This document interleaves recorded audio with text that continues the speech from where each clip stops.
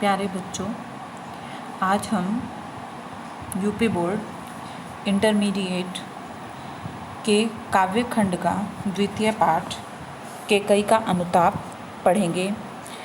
यह मैथिली शरण गुप्त साकेत द्वारा रचित साकेत महाकाव्य से लिया गया है। इसमें उस समय का वर्णन किया गया है जब रामचंद्र जी वनवास को चले जाते हैं और भरत उन्हें वनवास से लौटा लाने के लिए चित्रकूट पहुंचते हैं। तो रात्रि में वहां सभा एकत्रित होती है। तब राम और भरत के बीच में क्या प्रसंग होता है वह इसमें वर्णन किया गया है। अगर आपको मेरा चैनल अच्छा लगे तो लाइक करें, सब्सक्राइब करें। आइए अब सुनते हैं केकई का अनुताप। तदंतर बैठी सभा उटज के आगे।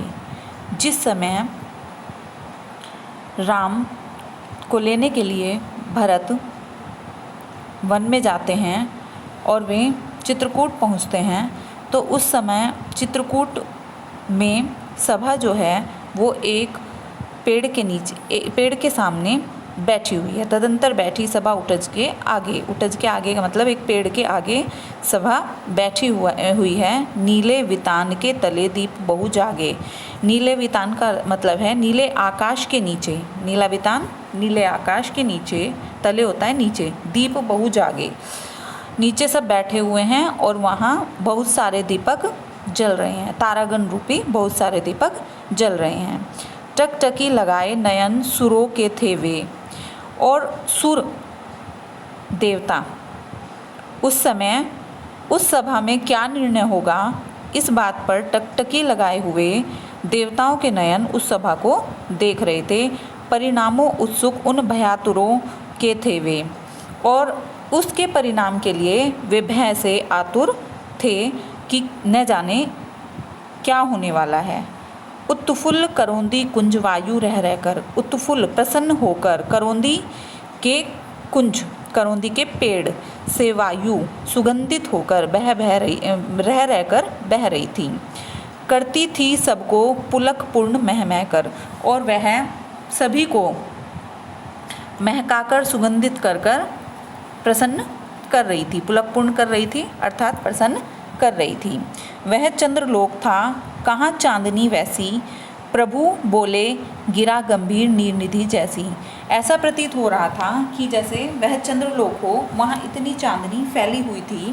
प्रभु बोले गिरा गंभीर नीरनिधि जैसी। नीरनिधि कहते हैं सागर को, और सागर जैसी गंभीर वाणी में भगवान श्री राम भरत से कहते हैं, हे भरत भद्र अब कहो अभिषिप्त अपना। वो भरत से पूछते हैं कि हे भरत, हे भाई भरत, अब तुम अपना चाहा हुआ अभिषिप्त जो तुम्हारे मन में है उस बात को कहो। सब सजग हो गए भंग हुआ जो सपना।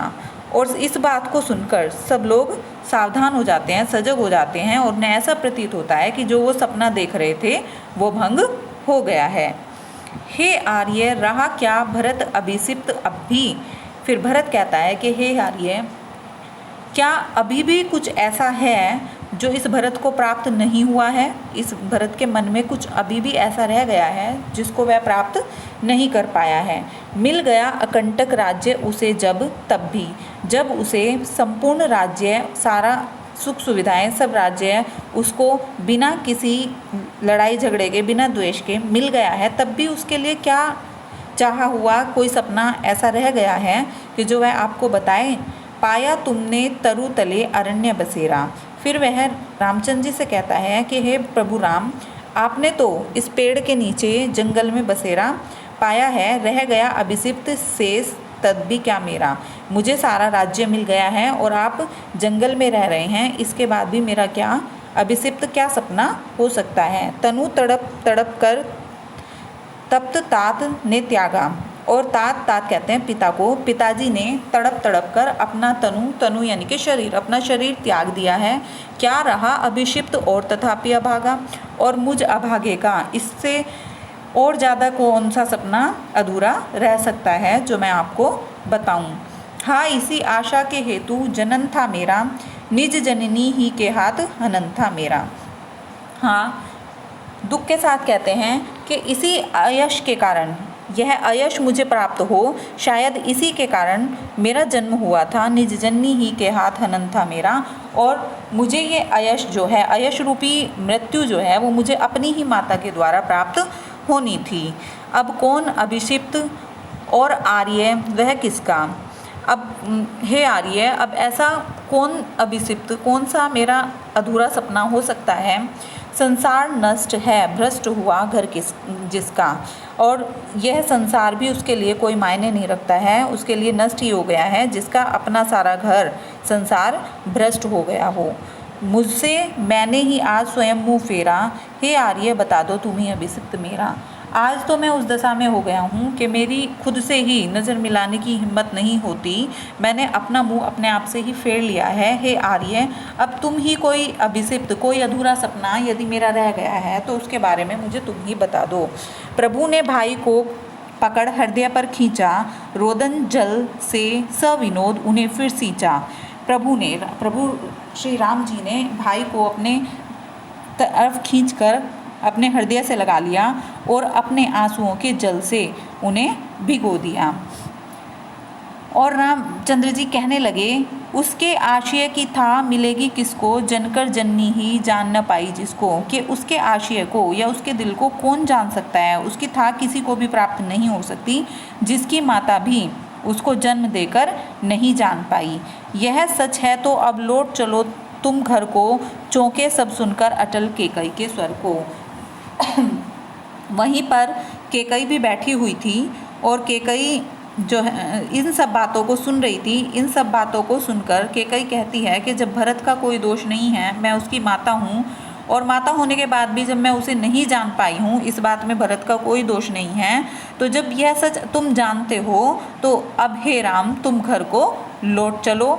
चौके सब सुनकर अटल केकई के स्वर को, और इस केकई की इस बात को सुनकर सभी लोग चौंक पड़ते हैं। सबने रानी की ओर अचानक देखा, और सब, जिस रानी ने राम को वनवास दिलाया, भरत के लिए राज्य मांगा, जिसके कारण दशरथ की मृत्यु को प्राप्त हो गए, उस रानी को सब आश्चर्य से देखने लगे। वैधव्य तुषार व्रता यथा विधु लेखा, और वो उस समय निर्दोष निष्पाप ऐसी दिखाई दे रही थी जैसे विधवापन रूपी पाले से ढकी हुई कोई किरण, चंद्रमा की कोई किरण, इस प्रकार की। वैधव्य विधवापन रूपी, तुषार व्रता पाले से ढकी हुई, विधु कहते हैं चंद्रमा को, और लेखा किरण को। तो विधवापन रूपी पाले से ढकी हुई कोई किरण, जैसे चंद्रमा की कोई किरण हो, उस प्रकार वह केकई उस समय दिखाई दे रही थी। अर्थात केकई चंद्रकला के समान सुंदर लग रही थी।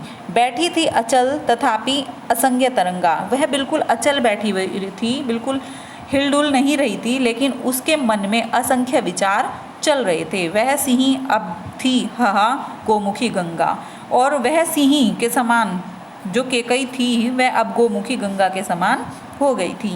हाँ, जनकर भी मैंने न भरत को जाना। फिर केकई कहती है राम से कि हाँ, जनकर भी, जनकर यानी कि मैंने पुत्र को जन्म देकर, भरत को जन्म देकर भी उसको नहीं जाना। सब सुन ले, तुमने स्वयं अभी यह माना। फिर केकई कहती है कि सभा में उपस्थित सभी लोग इस बात को सुन लें कि यह बात राम ने अभी स्वीकार की है कि मैं भरत की माता हूँ, लेकिन पुत्र के मन को मैं नहीं जान पाई हूँ। यह बात राम ने स्वयं स्वीकार कर ली है। यह सच है तो फिर लौट चलो घर भैया। फिर केकई कहती है कि यदि तुम जानते हो कि जो कुछ हुआ उसमें भरत का कोई दोष नहीं है, यह बात जब तुम समझते हो और यह बात सच है, तो अब हे राम तुम घर को लौट चलो। अपराधीन मैं हूँ तात तुम्हारी मैया। हे पुत्र, मैं तुम्हारे पिता की और तुम्हारी अपराधीन हूँ। दुर्बलता का ही चिन्ह विशेष शपथ है, पर अबला जन के लिए कौन सा पथ है। फिर कह रही माता केकई कहती है कि शपथ और सौगंध जो लोग लेते हैं वो दुर्बल होते हैं, वो दुर्बलता का चिन्ह है, पर अबला जन के लिए कौन सा पथ है। लेकिन मुझ जैसी अबला स्त्री के लिए और कौन सा पथ है अब तुम्हें विश्वास दिलाने का? मैं शपथ खाकर कहती हूँ कि इसमें भरत का कोई दोष नहीं है, जो दोष है वो मेरा है, और अब तुम घर को लौट चलो। यदि मैं उकसाई गई भरत के हूँ तो पति समान ही स्वयं पुत्र भी खोऊं। फिर कैकेयी कहती है कि यदि किसी को ऐसा लगता है कि मुझे भरत ने इस बात के लिए उकसाया होगा और मैंने वो वचन मांग लिए होंगे, यदि कोई अभी भी ऐसा समझता है तो मैं सौगंध खा के कहती हूँ कि तो पति समान ही स्वयं पुत्र भी खोऊं, कि मैं अपने पति के समान ही अपने पुत्र को भी खो दूँ। ठहरो मत रोको मुझे, कहूँ सो सुन लो, पाओ यदि उसमें सार उसे सब चुन लो। ठहरो मत रोको मुझे। कैकेयी सब सभा में उपस्थित लोग कैकेयी को रोकने लगते हैं, तो कैकेयी कहती है कि अभी रुको, मुझे मत रोको, मुझे अपने मन की बात कहने दो, मेरी बात को सब सुनो। पाओ यदि उसमें सार मुझे सब चुन लो, और यदि उसमें जरा सी भी सच्चाई लगती है तो उस बात को तुम चुन लो। करके पहाड़ सा पाप मौन रह जाऊं, राई भर भी अनुताप न करने पाऊं। कैकेयी कहती है कि मैंने इतना पहाड़ जैसा पाप किया है और उस पाप को करके मैं मौन रह जाऊं, अपने पाप को स्वीकार ना करूं, तो राई बहुत छोटी सी राई होती है, एक छोटा सा दाना, उसके बराबर भी राई से अपनी तुलना करते हुए कहती है कि इतना बड़ा पाप है जो पहाड़ के जैसा है, और क्या मैं राई के जितना भी उसका प्रायश्चित नहीं कर पाऊँ। थी सन्नत्र शशि निशा ओस टपकती, चारों तरफ तारों की जड़ी हुई चांदनी थी और ओस के कण वर्षा की तरह टपक रहे थे। रोती थी नीरव सभा हृदय थपथपाती, और सभा भी मौन बैठी हुई अपने हृदय को थपथपाती हुई रो रही थी। उल्का सी रानी दिशा दीप्त करती, उसमें भय विस्मय और खेद भरती, और रानी जो है वो दिशाओं को चमका रही थी और उसमें उन ऐसी बातें कर रही थी कि उससे सब भयभीत हो रहे थे, आश्चर्यचकित हो रहे थे और खेद कर रहे थे कि क्या यह वही रानी है जिसने राम को वनवास दिला दिया। क्या कर सकती थी मरी मंथरा दासी। फिर कैकेयी कहती है कि वो मंथरा दासी जो थी वो क्या कर सकती थी, वो कुछ नहीं कर सकती थी। मेरा ही मन रह सका न निज विश्वासी, मेरा मन ही मेरे विश्वास में नहीं रह सका, वो उस मंथरा दासी के बहकाए में आ गया। सारी गलती मेरी है, मंथरा दासी की गलती भी नहीं है, क्योंकि मैं अपने मन को अपने अधिकार में नहीं रख सकी। जल पंजर गत अब अरे अधीर अभागे, वे ज्वलित भाव थे मुझ में ही जागे। और मेरे इस पंजर शरीर में ये शरीर जल जाए, जिस शरीर में वो भाव जागे थे, जिन भाव के कारण मैंने राम से द्वेष किया और उसके लिए 14 वर्ष का वनवास मांग लिया, वो जो तन है, वो मेरा पंजर शरीर है, वह जल जाए। वे ज्वलित भाव थे स्वयं तुझी में जागे, क्योंकि हे मन हे शरीर, वे जो जलने वाले भाव थे वो मेरे अंदर ही जागे थे। पर था केवल क्या ज्वलित भाव ही मन में, क्या शेष बचा था कुछ न और इस जन्म में। लेकिन फिर कैकेयी कहती है कि इस मन में क्या केवल वही द्वेष के भाव ही थे, क्या वो जो मैंने बचपन से राम को प्रेम दिया, उसे वात्सल्य दिया, उसका कोई मूल्य नहीं है, क्या वो भाव मेरे अंदर नहीं थे, कुछ मूल्य नहीं, वात्सल्य मात्र क्या तेरा, जो मैंने प्रेम दिया, बचपन से राम को चाहा, क्या उसका कोई मूल्य नहीं है। पर आज अन्य सा हुआ बस भी मेरा, और उस सब कुटिल कृत्य के कारण आज मेरा पुत्र भी मेरे लिए पराया सा हो गया है। थूके मुझ पर त्रिलोक के भले ही थूके। फिर कैकेयी कह रही है कि भले ही त्रिलोक मुझ पर थूके, मुझे बुराई दे, उससे मुझे कोई फ़र्क नहीं पड़ता, जो कोई जो कह सके कहे, क्यों चूके। कैकेयी कहती है कि जो जिसे भी कहना है, क्योंकि मैंने इतना बड़ा दुष्कर्म किया है, तो उसके लिए जो जिसे भी कहना है वह कहे, वो कहे बिना क्यों चूके। तो वह अपने पाप को स्वीकार करते हुए कहती है कि जो मुझे कुछ भी कहना चाहता है वह कहे।